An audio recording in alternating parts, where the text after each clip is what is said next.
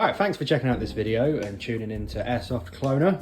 In this video we're going to be taking a little break from the clones while I put together my next one and focus on taking a bit of a dive into my somewhat modest H&K collection. I love HK guns, I love the designs, I love how adopted they are. When a company produces a firearm that's used by so many different militaries around the world and special forces units and stuff, it does tend to speak to its quality. When its firearms are featured in some of the most famous movies and TV series, video games, in pop culture, it speaks a lot to the design and the look of the guns. And H&K just tick all the boxes for me, really. I'm a bit of a H&K fanboy myself, and I've had lots of H&K replicas throughout my time playing Airsoft. This video is going to focus on the ones I've got in front of me, why these made the cut and why so many others I ended up selling, and we're just going to take a bit of a nerdy dive into each one, how I've got it set up, what I like about it, what I don't like about it, and go from there, really. My first one, which isn't actually on the table right now, which is this. This is probably one of my oldest airsoft pistols that I still have. I don't think it works anymore. I think there's a bunch of parts that were sort of taken out of it that make it actually seal and fire properly. But this is my little USP dual tone. It's a Springer, so single cock and fire. And it actually came as part of a set. It came as a double set, so two pistols and a holster set. And both the pistols actually had a rail mounted compensator and a barrel extension on that represented the pistols from Tomb Raider, as in the movie Tomb Raider, not the video game. I was a bit obsessed with that growing up. I think for my 10th birthday, I got the pistol sets as just these little spring-powered, single shot, one shot per cock, manually operated guns. But they did also have like a little double action trigger, so you could just, you know, kind of do that with them. I traded one with a friend for, actually, funnily enough, a spring-powered MP5K. And I kept hold of this one. It's still cool that I've got one of them, just as like a USP. I'd never use it in a game or anything like that. It's crap. It's probably, again, as I said, I think it's missing some parts in the piston that actually make it fire with any kind of sort of power. So it's just a fidget toy, really, if anything now. But it is cool. I do like it, and I like that I still have it. So I had this and the other one. I also had the mini MP5 electric gun where you had to like hold down the safety while you fired. Actually picked up the XM177, one of those, a little while ago, because it's kind of like my favourite ever gun. But yeah, I don't have the MP5 one anymore. USP. Moving on. I think I got this next. I think I got this before I got my MP5. So we'll go with that. But this is the Mark 23. Now, I was obsessed with this pistol from the video game Soldier of Fortune 2 Double Helix that I used to play on PC when I was a kid. Still got it somewhere. But yeah, this pistol really sort of resonated with me for some reason. I was on the search for one pretty much from when I got into airsoft properly, not from when I had the spring-powered, you know, shitty plinkers when I was a kid. When I got into like actually playing airsoft, I was on the hunt for one of these from the get-go. You might think that they're quite easy to find, you know, Tokyo Marui non-blowback Mark 23s and the ASG clones and the Novrich, you know, custom ones, but this is none of those. This is an old KWA KSC gas blowback, and these are incredibly hard to find. Now, KSC have recently sort of reissued it. You can now get it as sort of a blowback CO2 only gun, but they are like 250 quid upwards. They're a lot of money. I have a suppressor for this, but it's just the it's like a standard thread one, so it needs a thread adapter to go on, and with the thread adapter and the suppressor's already really long, it just looks a bit ridiculous. So I'm been meaning to get a suppressor that just fits directly onto this thread. It's a 16mm clockwise as opposed to a 14mm counterclockwise like most of the suppressors are. It's unfortunate because it's a very nice suppressor, but I don't know, I don't really care. I prefer it nice and short.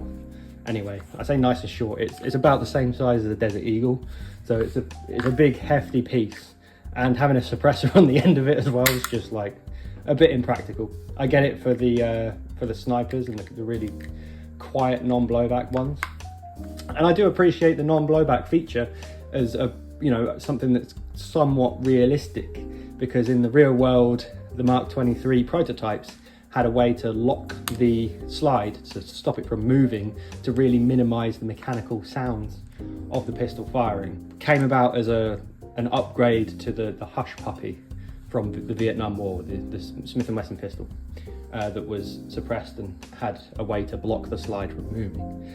So it's very cool. I'm really happy that I managed to find one of these.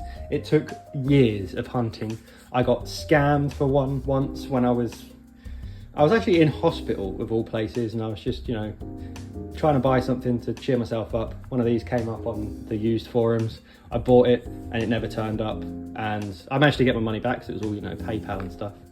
But yeah, the guy just never sent it. It on the tracking it never showed it leaving his post office, and he cheaped out on the postage anyway and got it untracked, so it wasn't going to show me anything else anyway. Bit of a scam move that. Always, you know, make sure stuff's getting sent to you with tracking and everything when you buy secondhand. But I ended up finding one on a website in Hong Kong, an airsoft shop in Hong Kong that's recently like disappeared. I can't even remember the name of it off the top of my head. Black Fire Gear, something like that. And I found it and I thought, this is probably going to be a scam again. Ordered it, and then it just turned up to my house. There was no import charge or anything. I think I paid about £170 for it in total with the shipping. You know, I was expecting that to just disappear and me have to do another PayPal claim, but it didn't. It just rocked up at my house. No import fee, no nothing, just rocked up. And I was like, oh my God, I've still got the box for it and everything. I've got a spare mag for it because I did use it for a little while. And this thing is an absolute beast. I love it. Even looking at it through the camera right now is just really gets me going. But seriously, like it's a very cool pistol, and I'm really glad to have it in my collection. I could never sell this. These are so hard to find, and from what I can gather, they are pretty sought after in the sort of airsoft collector community. And I just couldn't sell it. I could not sell it.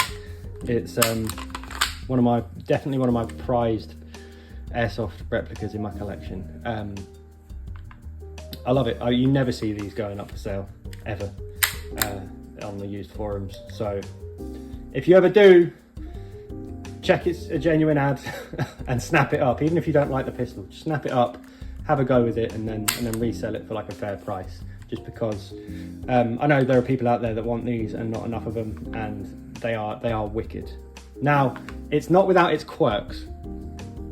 Being such an old pistol, these were discontinued, as far as I'm aware, quite a while ago. This must have just been sat in that little shop in Hong Kong for a long while, just sitting gathering dust. It is loaded, so I'm just going to be very careful. But I had an issue with the mag release. In that it would not hold the mag in. I'd fire the gun, it'd go bang, and the mag would just fall out. So I remedied that temporarily by bending some part of the metal selector right there. It's like a little plate that holds it down. So I bent that out a little bit, and that worked for a while, but then it snapped.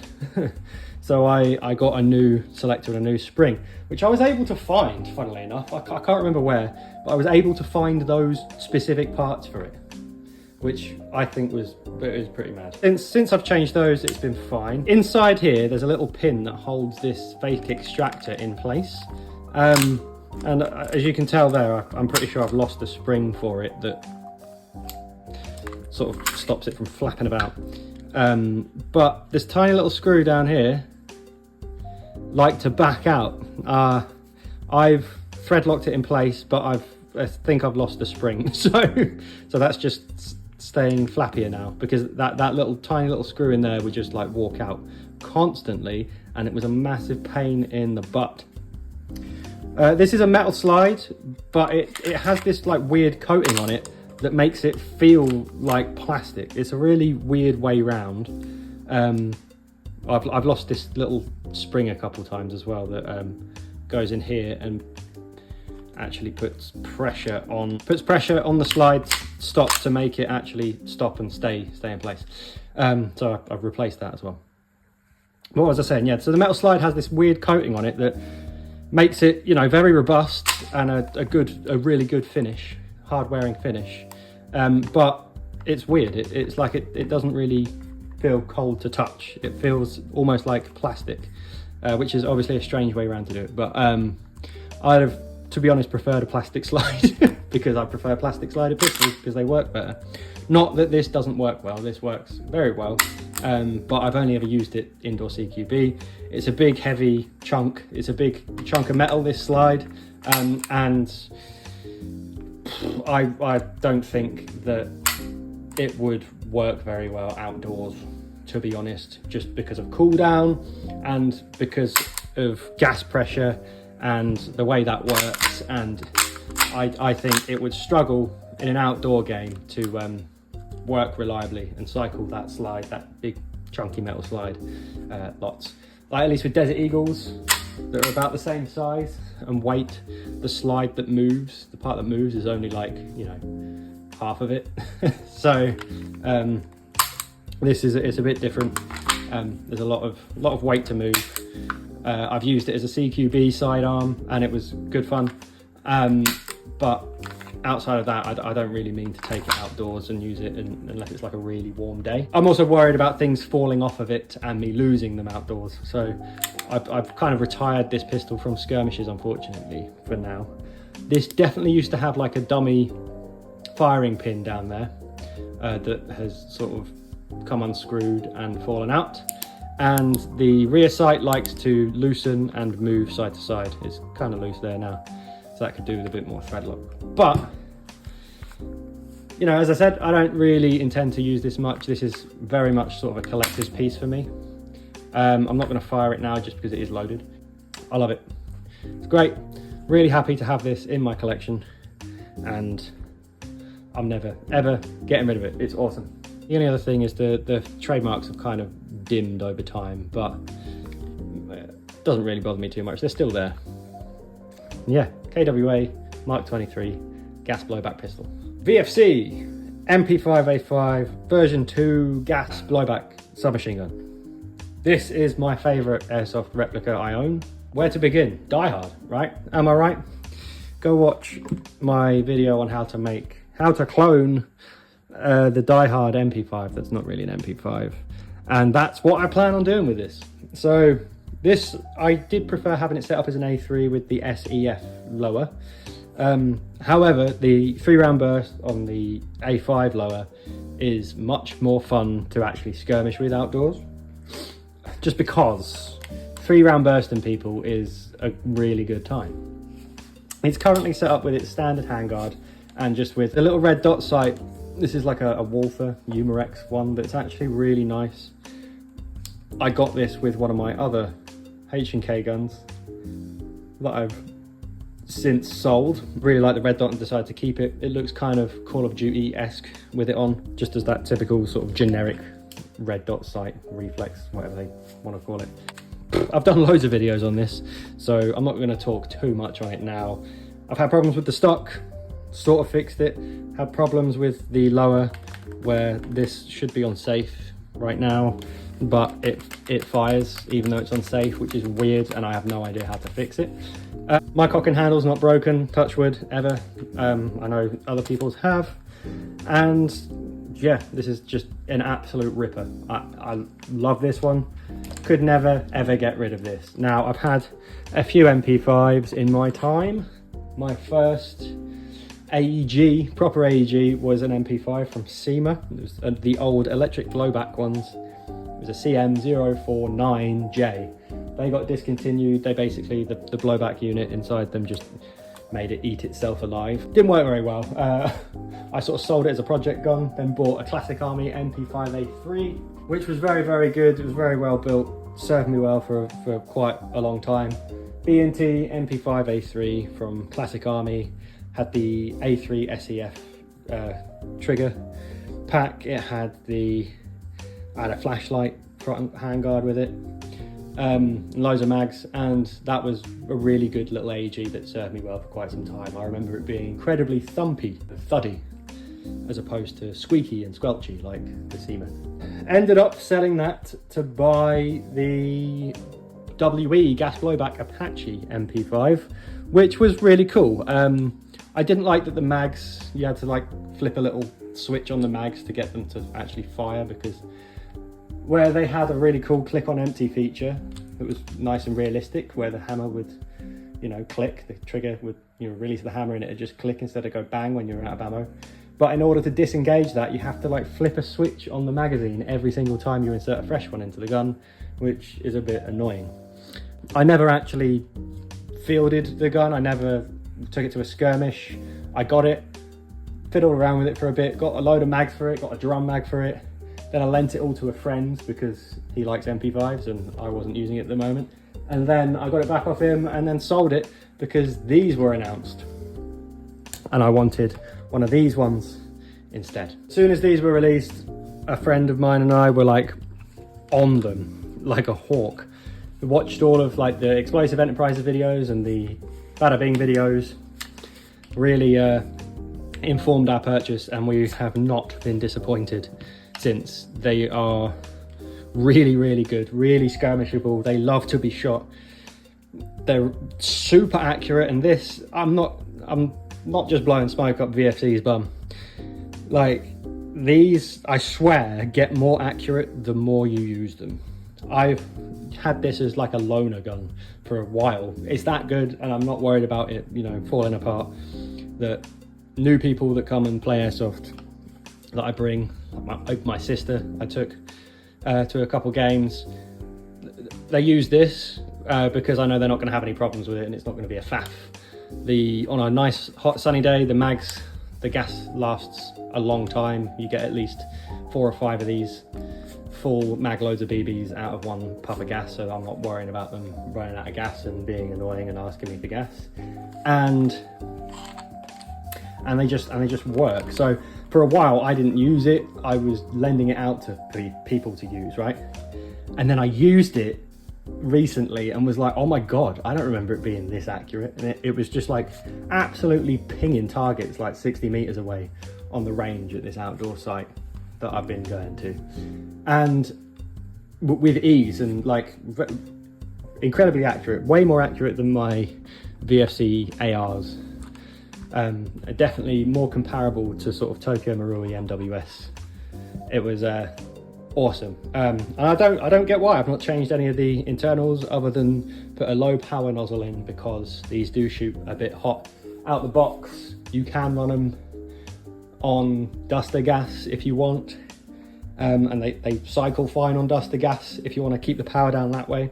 But if you are at a site that, you know, has a 350 FPS limit on a 0.2, you are going to need to put a low power nozzle in, and it is an absolute bitch to do. I think Bada Bing's got a video on it and Explosive Enterprises have a video on it.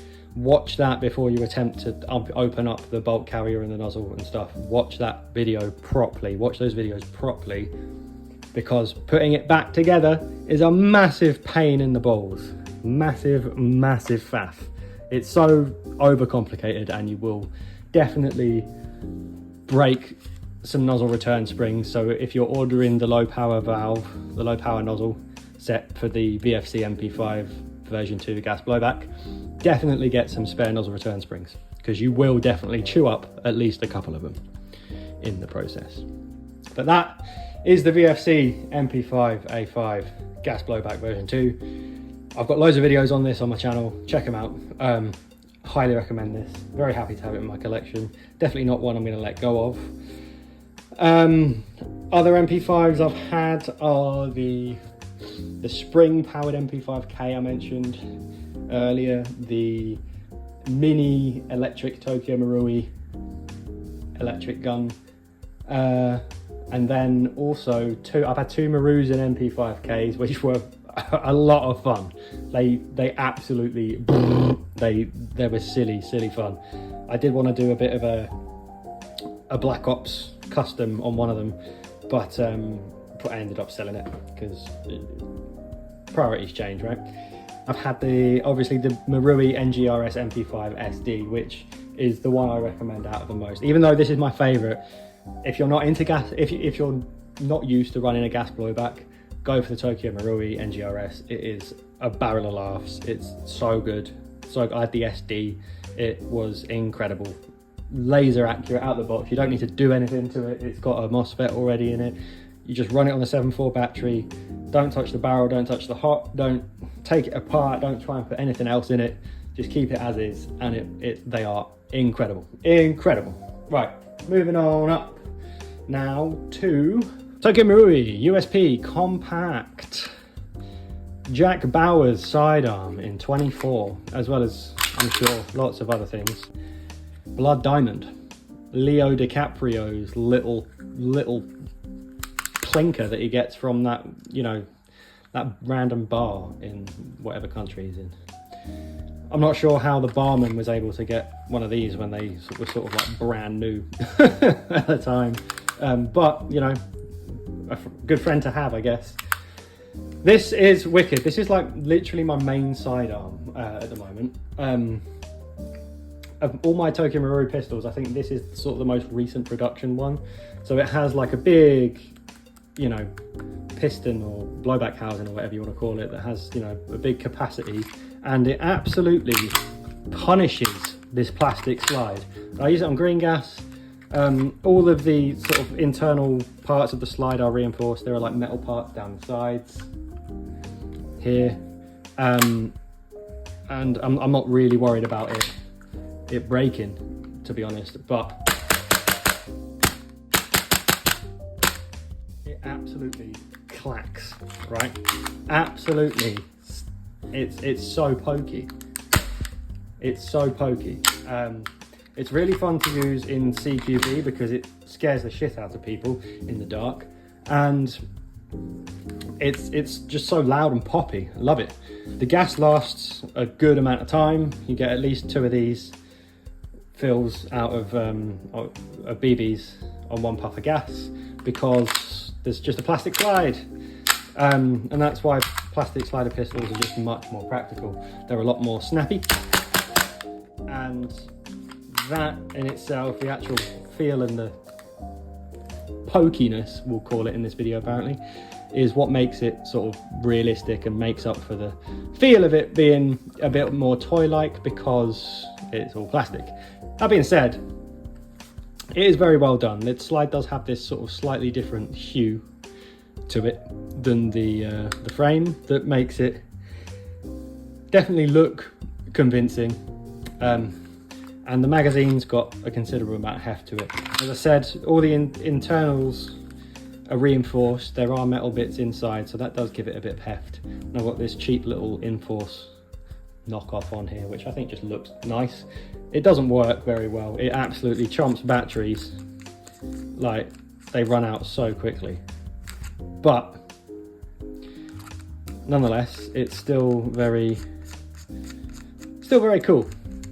Now, the plastic on it is not great, like compared to the KWA, the quality of the plastic is not there. This is like high grade. This is, I don't know what kind of plastic it is, but it feels like real gun plastic.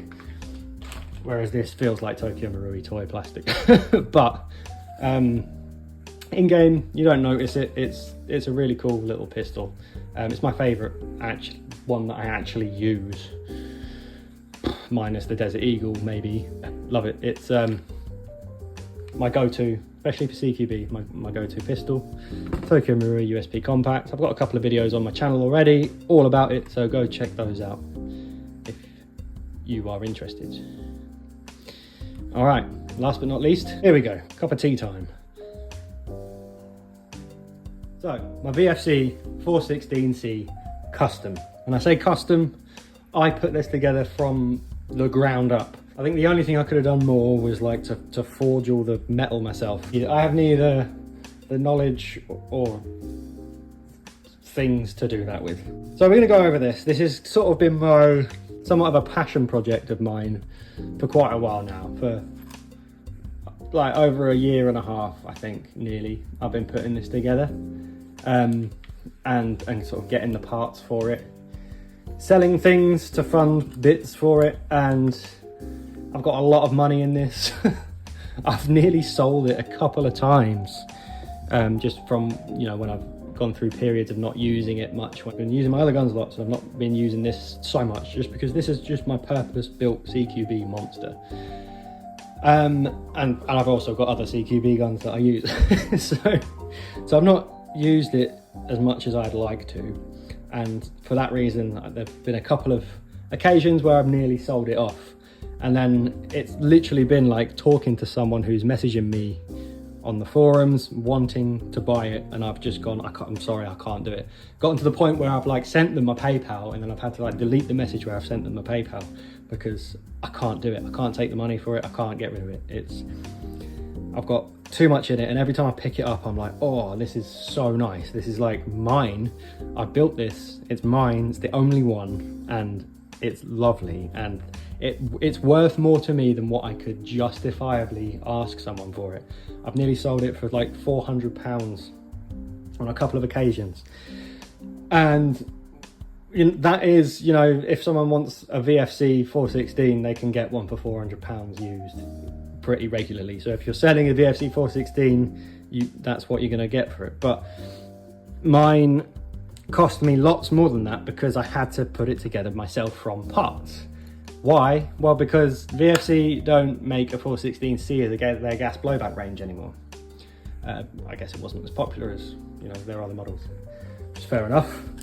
So I thought, you know, I'll take a bit of creative liberty with it, and I'd throw in some features that weren't on the original 416C, being the A5 magwell cut, or rather just a standard M4 magwell cut and not like the really low down one, just so that it would accommodate more of my magazines, and I prefer the way it looks.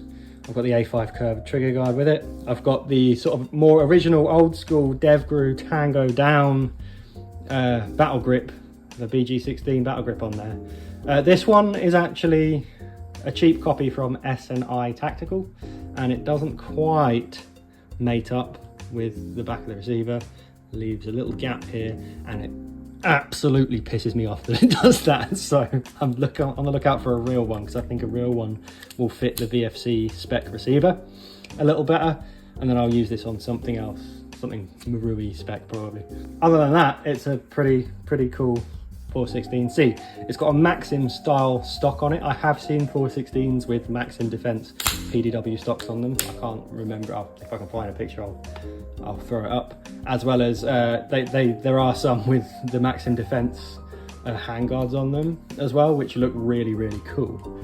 But I wanted the sort of old school front end with the quad rail, the sort of AAC-ish style suppressor with these little grooves here. PEC 15. This is a front sight that I've just flipped upside down and put on the back as like a little hand stop. I just had it lying around, wasn't using it, and it does the job well. Little Insight M3 on here, no batteries in it. And yeah, have a little flip up sight cover because I don't want my Vector little sort of doctor sight to get shot out. And that's on a little Unity style riser. I've got the classic drum rear sight with the classic folding front sight that does fold when the suppressor's not there. I've then got, you know, a Crusader custom trigger in there, 2-stage, so it does have a little little bit of take up there before the wall, and there was a lovely wall. Moving on over, I have the ambi selector. All the internals are steel, minus the bolt carrier, because if anything's going to save a bit of weight, it's probably best to do it with the bolt carrier. HK bolt carrier with an M-pass. The barrel is steel, the outer barrel steel, and it is a 416C outer barrel from, I think, Crusader. And then that, because the 416C was in the Gen 1 of VFC's gas blowbacks, it doesn't have any of the fancy hop adjuster things in here that you do with the gas block or anything like that. You have to do it with a little Allen key down inside the breech. So it's a massive pain in the ass to get to. Because it's got that set up, I opted to use a TNT hop unit. A TNT hop unit and rubber and nub with just a VFC brass barrel, an older VFC brass barrel before they started doing the black ones. It's a massive pain in the butt to adjust. I want to see if I can use one of the VFC's new little hop adjuster tools in it, because it's about, I think it's the same size as the Allen key and it's in the same place. So I might borrow one of those off someone if I see one and I happen to have this with me, and if that works, I'll pick one of those up and use one of those, because then I can just put the tool in there and then twist it and adjust the hop. It's got a lot of adjustment, so if I want to make any difference, you have to get the Allen key in and turn it loads to do anything, and that's not very convenient at all. It's like, you can't get it in here, you can't get an Allen key in here. You have to like separate the upper and lower and do it that way, and it's just a massive faff. So fortunately in CQB I don't require like the long range, but even when I last used this at CQB, which I'll get into, it was dipping. BBs were dipping. I was only using 2.5s, so it needed some adjustment, and I just could not adjust it while I was at the game site. I've also got these fancy pins in because I think it needed something a bit more snazzy than the standard. I'd probably like to put a fancier charging handle in there as well at some point, but it's not really been much of a priority. I want to get a new grip for it, and I want to replace the inner barrel because, as I said, it's a CQB gun. Now, as sick as it looks with the suppressor on the end of it now, and this is just like a GMP, it says zombie killer on there, it's really cringe. As sick as the suppressor looks on there now, when I'm playing CQB with it, I like it to be short. I think, unless I'm running a tracer, which I don't do, why would I lengthen it out of choice? I want it to be nice and short. So this inner barrel obviously protrudes the flash hider, and that's why when I've got the suppressor on it, it doesn't really matter so much. I did used to run it with a stubbier Surefire, like a 3.5 inch Socom replica, and that was pretty cool, but I do just want to run it with a short little bird cage like that. I think that is that's a winner right there. Don't need anything more than that. So I do want to replace the inner barrel inside there. Use this one for another project that I've got on the go, where the length is more suitable, and yeah, and get a different inner barrel for it. I'll probably do a little how-to build video on that when I swap that out with the hop unit that I'm using and stuff like that, and how to put it all in there correctly. When I do get around to doing that, I will do a video on how to do it as part of like the build video. I've got lots of videos on this gun on my channel already.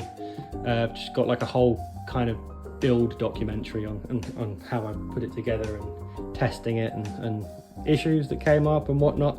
So definitely, if you're interested in this rifle, go have a look at how I did it. The one quirk I had, so I've used this at two really good CQB games, and it absolutely dominates. It's so good, it's so pokey, and I'll show you the pokiness of what I mean. Now I've only put duster gas in this mag.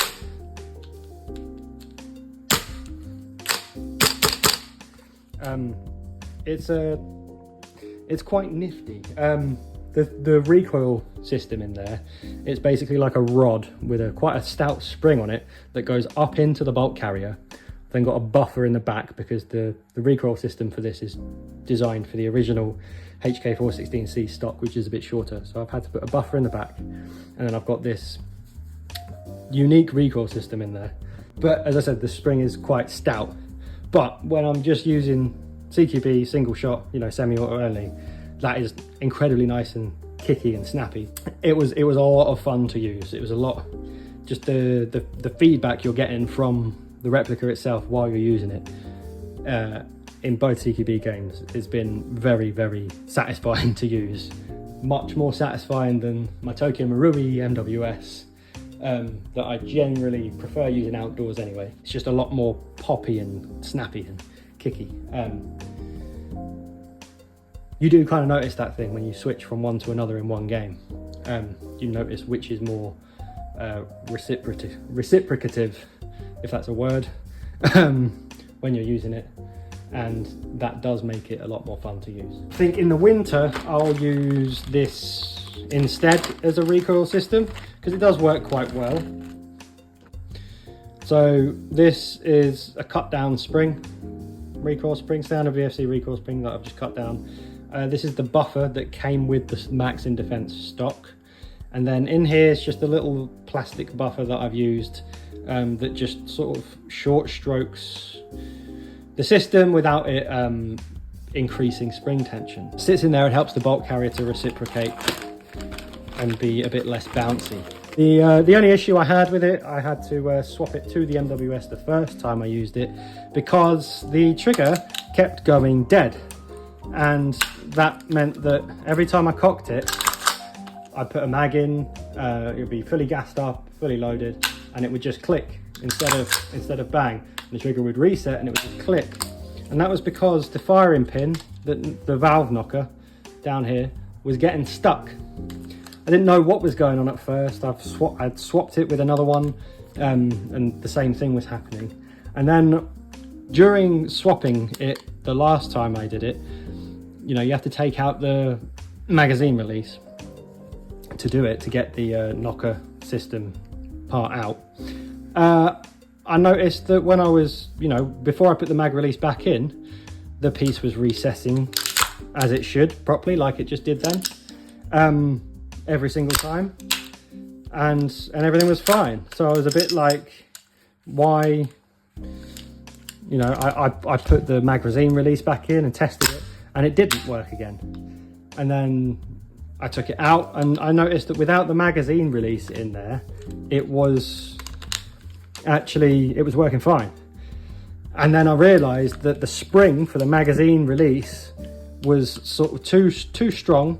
It was too stout, and it was just jamming it up basically. It was getting in there somehow into where the valve knocker sits, and was just making it get stuck. So I cut a bit of the spring off, shortened it a little bit, so there's a bit less tension on it.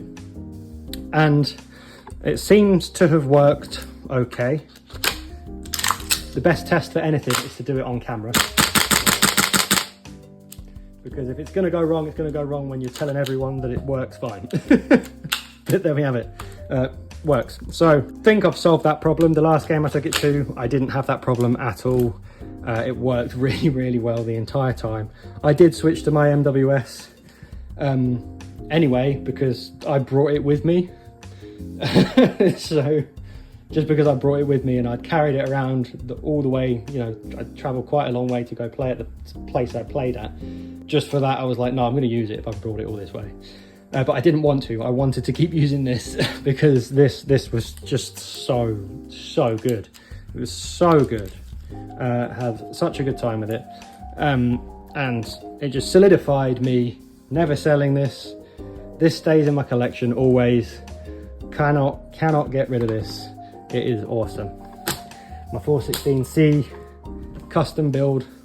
There'll still be some videos to come on it because you know, I'll continue to tinker with it and make improvements and stuff and document it. You know, if you want to go see what I've got on this so far, definitely go back through my channel and have a little look. I've also had a 417, a Marui NGRS 417, That was a little project of mine for a while. I did a salter build with it, so I did it with a really short rail, short barrel. And that was cool, that was good fun, but I just didn't really have a place in my collection. Needed some money for other things, so I sold it. This is where the collection's currently at. I'm not sure if I'll add any more HK guns. I think I've got my HK fix, if somewhat. So I don't think I'll be buying any more HK guns and adding any more to the collection. But I think I've got a pretty good selection, and I'm very happy with it. I do plan on getting a G3 lower for this and making it look more like the MP5 that's not an MP5 from Die Hard. I would like to get the LAM unit for this and have it look somewhat more like the Time Crisis gun, because the Time Crisis gun is based on one of these with a laser aiming module.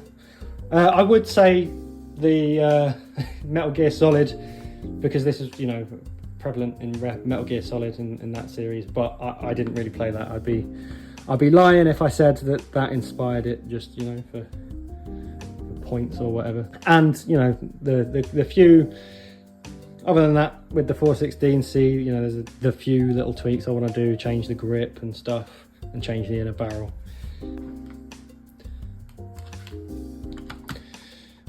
So that is my Airsoft Heckler and Koch replica collection. Thank you for checking out this video. If you stuck around to the end, thank you very much, you are the best.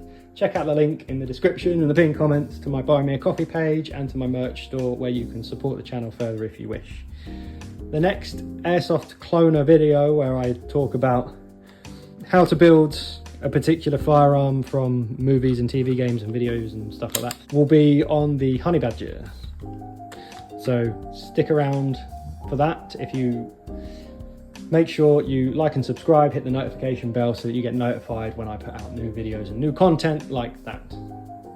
Once again, thank you very much for checking out this video, and I'll see you in the next one. Cheers.